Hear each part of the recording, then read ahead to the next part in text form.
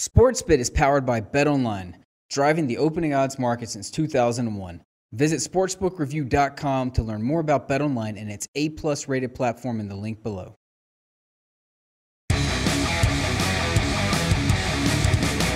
Big game breakdown continues here on SportsBit. Sparty party in East Lansing tonight. Michigan State against Indiana. This line's been bouncing all over the place. Opened 14.5. Bet up to 15.5 last night. Bet back down to 14.5 today. Total opens 140. Nicks up. Says 143 on your screen. Even since we adjusted it up, it's moved up again. Now we're looking at 144s in a lot of places for the total in this ball game. The betting markets expecting a relatively high octane affair, even though Michigan State, we like to think about them as a defensive grinder. But look at the Spartans. You know, this team was number 1 in the polls on New Year's Day. And the next week they dropped to number 4.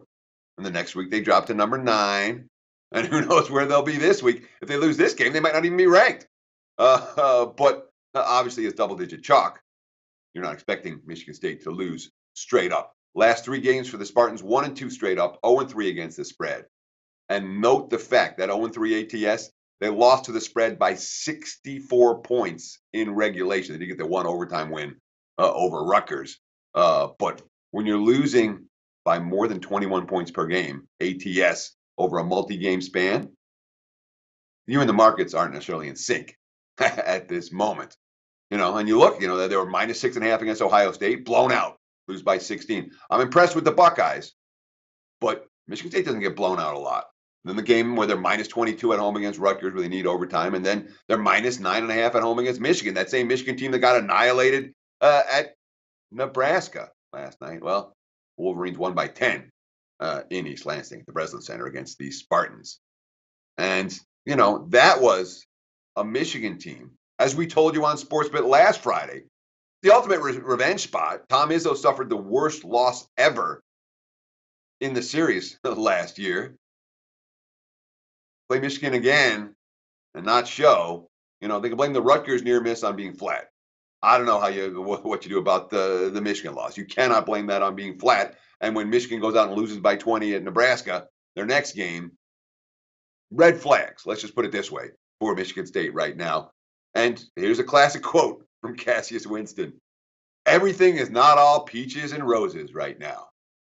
Tom Izzo. I think one thing we got to figure out with this team is people are going to play their best games against us. Whether we're ready for that or not, too young for it, it seems to be a bit of a problem. We've tried to talk to them about that. Am I panicked over it? No, I'm not. I think it's dealing with the pressures that everybody's got to deal with and how you handle those things. And I think that's a great quote from Izzo. Am I panicked over it? No, I'm not. It's not unusual to see Michigan State go through a lull at some point during the regular season. Izzo's always been about March. He's been a great March coach. Doesn't necessarily mean he's the guy you want to be laying this type of price with in January when his team's not playing well. And look, we think about Michigan State and toughness and rebounding and defense. The defense isn't good right now. There are issues with the defense. They rate dead last in the Big Ten through 6 games in turnover percentage forced. They're just not playing aggressive on the perimeter, and that could be an issue against Indiana. The Archie Miller era, the Archie Miller era at Indiana. What an awful start! I mean, they had home losses to Indiana State and IUPU Fort Wayne in the first couple of weeks of the season, and blown out in those games. You know, losing by 21 to Iowa State, by 20 to Fort Wayne. Could have been a disaster. You know, all of a sudden the seeds are planted, things are falling apart. It hasn't been a great and overachieving Hoosiers program in a long time. But what's happened since then? Archie Miller, a coach I have an ultimate respect for. He's turned it around. The Hoosiers now 4-2 in Big Ten play. They're off 3 consecutive wins and covers their last 3 ball games. Talent-wise, they can't compete with Michigan State. Sparty has the better kids. But effort-wise, off the charts, as you expect from an Archie Miller coach team.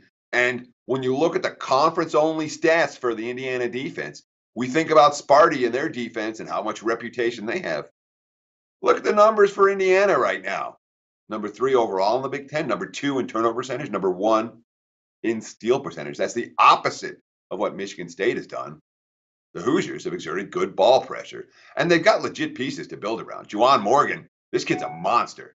I've been nothing but impressed with him so far this season. More than 15 points, 7.5 rebounds per game. Robert Johnson's been really good at 13.5 points, 2.5 assists, 4 boards per game. But no one else on the team is scoring in double digits, and that concerns me here for the Indiana side because I wonder they can trade points on the road against a balanced team like Michigan State. And can Indiana score from behind if they have to? That's the issues here for the Hoosiers. I can only take Indiana plus in this contest. That's the way to look, in my opinion. But I worry about a scoring drought. I worry about the lack of offensive options for the Hoosiers in this ballgame. I'm surprised the total has been bet up as much as it is. If I'm playing Indiana, probably going to go with some under to go along with that. We've got one more big game breakdown. Saturday night, ESPN2. Stay tuned right here on Sports. Hey guys, thanks for tuning in to our channel. Now, we've put a lot of work into producing all these free videos, so please help us out and keep all our content free for you forever by simply liking, sharing, commenting, and subscribing. Now, not to mention, a visit to our industry-leading website will warm the hearts of all our SBR employees, especially myself. Now, the links are over there to the left, so do check those out. Thanks for watching.